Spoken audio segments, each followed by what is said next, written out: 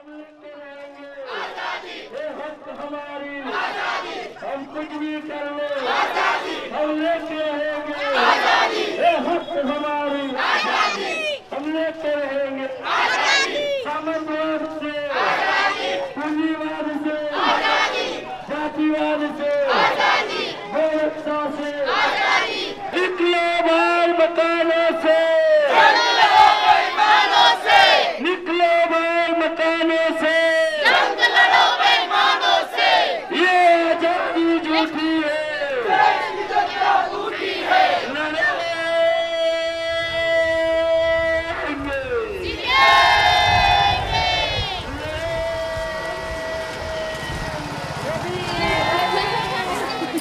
हमने उठ गया रेल रोको કોની જોડે વાત કરે? નાગરાજભાઈ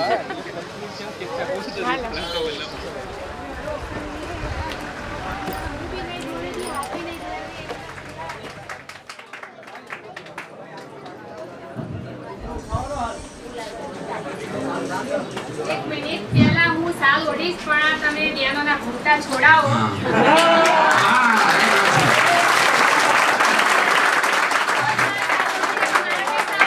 સાલ ઓઢવા માટે અહીંયા નથી આવી.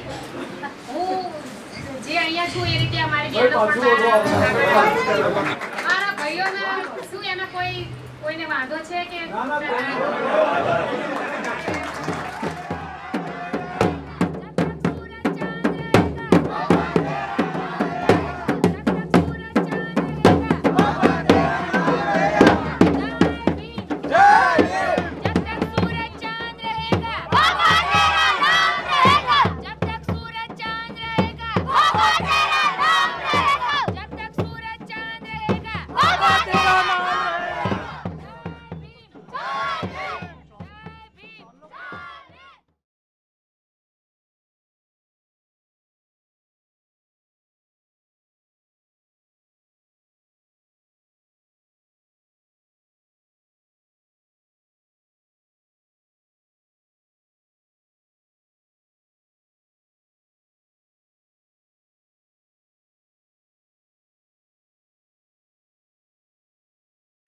सदियों की गुलामी को कुचल डाला राम जी का बेटा भीमाई का लाला, तोप ना बंदूक ना चलाया भाला, तोप ना बंदूक ना चलाया भाला, कलम से कमाल तूने कर डाला.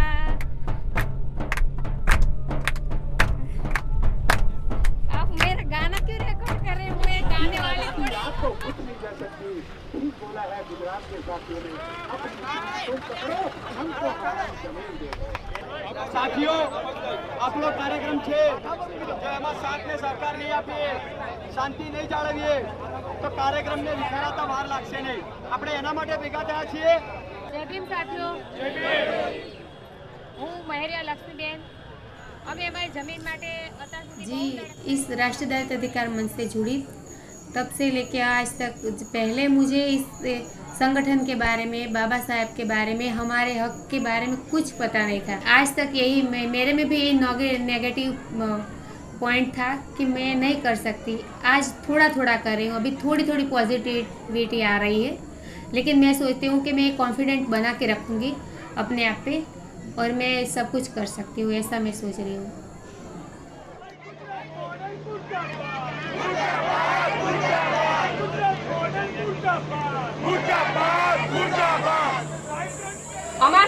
અમને તે 105 ખેડૂતોને જમીનો બહુ મળી છે પણ હજી કાગળ ઉપર જ મળી છે અને 10 વર્ષથી બધા સાહેબો જોડે અમારા બધા ભાઈઓ અને આદમી તો રોજ જાય બધી કચેરીમાં પગે લાગે, સાહેબ અમને જમીન આપી ક્યારે ખેડવા જઈએ, તમે કયો તા જઈએ એવું કહે કે ખરા. 1 વર્ષથી અમે 3-4 વખત અમે અમદાવાદના ચક્કાજામ કર્યા, રોડ રોક્યા, બાકી રહ્યું તે રાજધાની એક્સપ્રેસ પણ રોકી, અમારી પર બધે ગુનો પણ લાગુ થયો છે.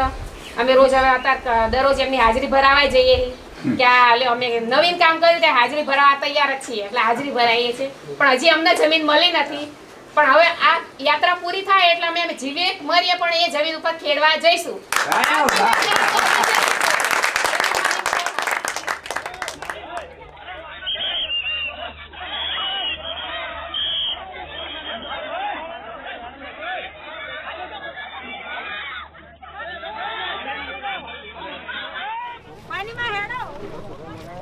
किरण तुम भी मेरे साथ रहो, तो मैं आप आपको भी आगे बढ़ो, हम तुम्हारे साथ हैं।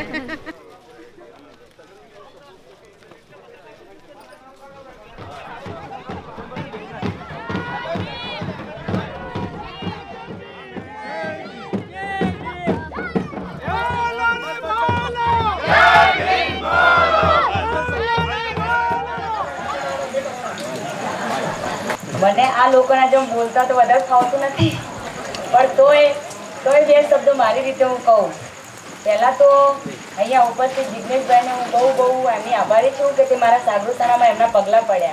पहले तो मैं ये कहना चाहती हूँ कि जो बाबा साहेब ने हमारे लिए जो ये आंदोलन किया था शुरू में कि महिला जागरूक होनी चाहिए, तो मैं यहाँ ये कहने वाली हूँ कि पहले तो हम गांव वाले ही अपनी लड़कियों अपनी बहनों को जागरूक करें, वो आगे बढ़ाए अपनी बेटियों बहुओं को, और फिर वो अपनी लड़कियों को पढ़ाए, लड़कों को पढ़ाए और इस कदर उन्हें जागरूक करे. कोई ये कह ना पाए कि ये दलित है, ये बेचारा है.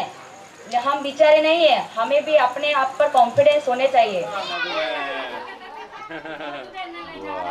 इस संगठन में जब से हम पहले तो हमें कुछ ये सब मालूम नहीं था, हम बस रसोई पकाते थे, बच्चों को संभालते थे और घर संभालते थे. लेकिन जब से इस आंदोलन में हम जुड़े हैं, हमें बाहर जो आंदोलन किए, हमने भूख हड़ताल की है, तब से हम मन में कॉन्फिडेंस आ गया है हमारे मन में कि नहीं, हमें भी हमारे समाज के लिए कुछ करना चाहिए. और हमारे समाज में आने वाली पीढ़ी है, उसमें भी ऐसा हमारे साथ जो हुआ है हमारे बच्चों के साथ कभी भी ऐसा ना हो. मैं घर में बस बच्चे संभालती थी, मेरे घर वाले को संभालती थी, ये सब तो मुझे आता ही नहीं था. लेकिन जब मैं दलित संगठन में गई, उन्होंने मुझे कहा कि तुम्हारे अंदर जो औरत है उसको जागरूक करो, जो तुम्हारे अंदर जो छुपकर बैठी औरत उसके जागरूक करो, और जो मेरे जैसी जागरूक जो औरत होती है, सब औरतें जो डर निकाल दे और सब जागरूक हो जाए, तो मोदी जैसे तो हमारे आगे कुछ नहीं है.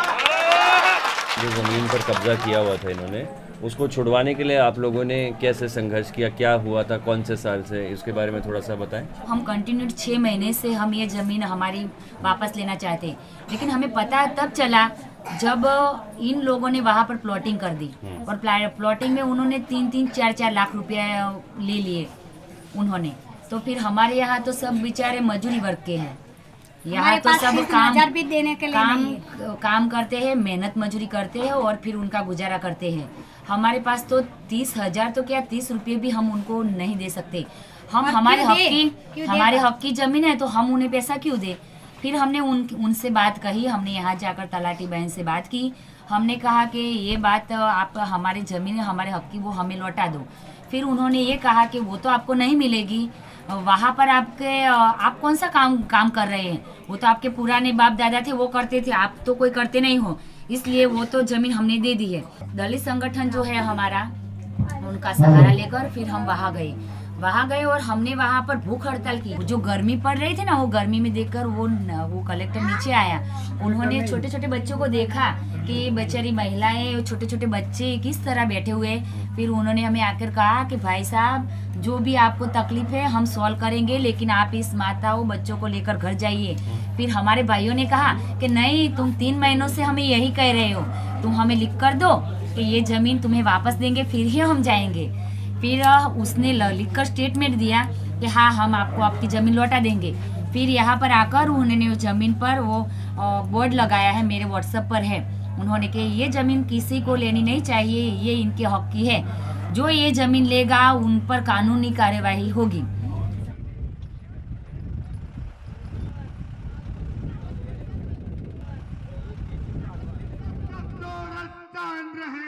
बाबा तेरा नाम रहेगा, तब तक सूरजचांद रहेगा.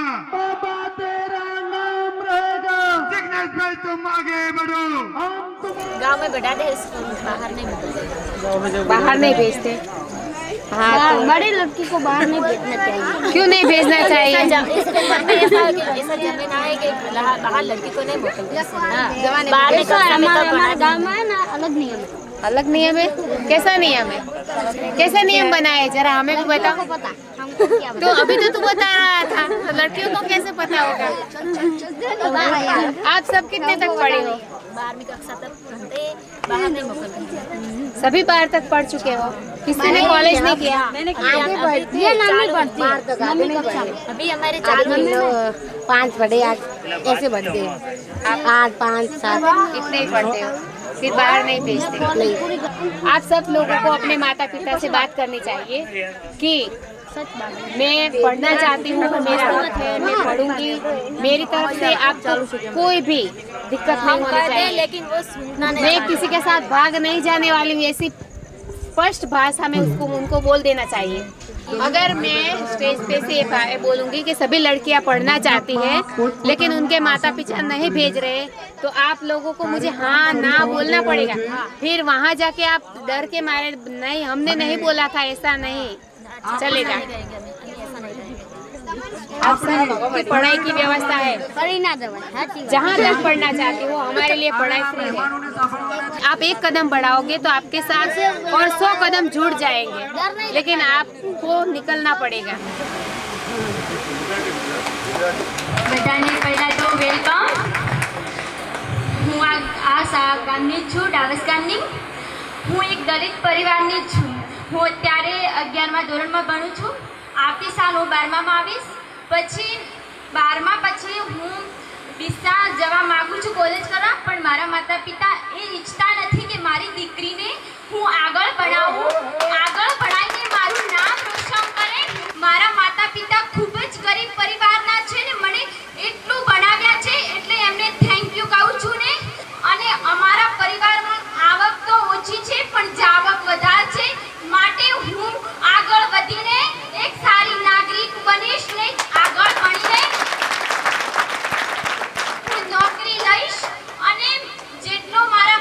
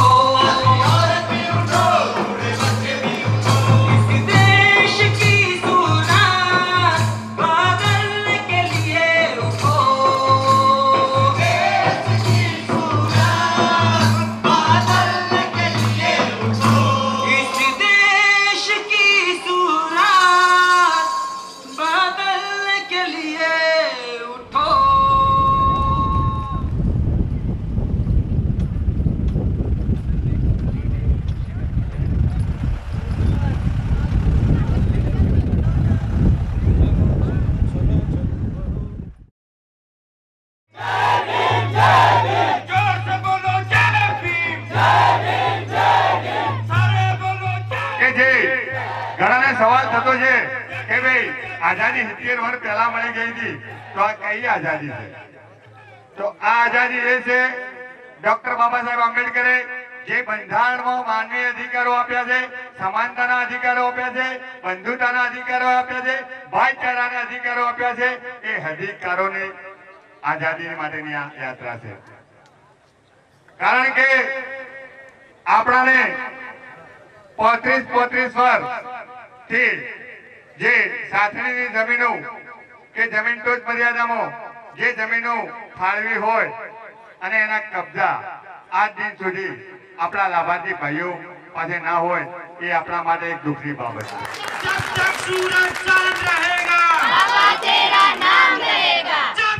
अब यहाँ तक तो आंदोलन आया, धनेरा गांव के पास जहाँ ज़मीन कब्जा करनी थी वो भी कर ली. आपका जो संघर्ष है, आपका जो आंदोलन, उसमें मनुवाद से लड़ने की बात है, पूंजीवाद से लड़ने की आप बात करते हो. अगर ज़मीनें बट गई तो क्या आंदोलन वहीं ख़त्म हो जाता है, या महिलाओं के लिए या संघर्ष और भी होंगे? हाँ. जमीन तो हमें मिल जाएगी, हाँ. लेकिन हमें और भी लड़ाइयाँ लड़नी है. जैसा कि कुछ ऐसी महिलाएं हैं जिनके पति है वो शराब पीते हैं या फिर उन पर शक करते हैं, ऐसे भी कई पुरुष हैं. तो हमें पहले तो हमें उस महिलाओं को बताना है कि आप घर में आपके पति से बातचीत कीजिए, फिर आपके अंदर वो जागृति है वो बाहर निकालिए, आप अपने खातिर लड़िए. और एक चीज़ सुधरने से जीवन की सारी सुविधाएं तो नहीं प्राप्त हो सकती ना, क्योंकि जैसे हम अगर ऐसा बोले कि हमें ज़मीन तो मिल गई, लेकिन हमें अच्छी शिक्षा के लिए, अच्छे स्वास्थ्य के लिए और हमारी आज़ादी के लिए भी और बहुत लड़ाई आगे लड़नी है. दलित परिवार में अभी तक महिलाएं हैं, वो अभी तक वो क्या कहते हैं कि अभी तक पूरी तरह से तैयार नहीं है. जो दलित लोगों में जो चली आती है परंपरागत महिलाएं, बस के घर में रहो, चूल्हा चौकी संभालो और बच्चों को ही बड़ा करो, उनमें से बाहर ही नहीं निकल पाई. जैसे लक्ष्मी बहन जैसी है, मेरे जैसी औरतें हैं, वो सब उनके दिमाग में ये डालेगी कि नहीं, चूल्हा चौकी से भी बाहर निकलो, बाहर भी नई दुनिया है, वहाँ बाहर निकल कर जागृति लाओ तो कुछ हो सकता है. ऐसा नहीं कि ज़मीन मिल जाएगी तो सब कुछ अच्छा हो जाएगा. अभी तक तो बाकी है. वो कहते हैं ना कि अभी जागृति लानी बाकी है. अभी तो ये अंगड़ाई है, आगे और लड़ाई है. तोड़ के बंधनों को देखो बहने आती है, ओ देखो लोगों देखो बहने आती है. आएगी जुल्म मिटाएगी, आएगी जुल्म मिटाएगी, वो तो नया जमाना लाएगी, वो तो नया जमाना लाएगी. नाचेगी और गाएगी वो फनकारे दिखलाएगी. हाँ मेरी बहनें अब मिलकर खुशी मनाएगी, हाँ मेरी बहनें अब मिलकर खुशी मनाएगी. निडर आज़ाद हो जाएगी, वो तो नया जमाना लाएगी. निडर आज़ाद हो जाएगी, वो तो नया जमाना लाएगी. तारीखी को तोड़ेगी वो मेहता जी को तोड़ेगी, खामोशी और डर को मिलकर पीछे छोड़ेगी, खामोशी और डर को मिलकर पीछे छोड़ेगी. शोषण दमन को मिटाएगी, वो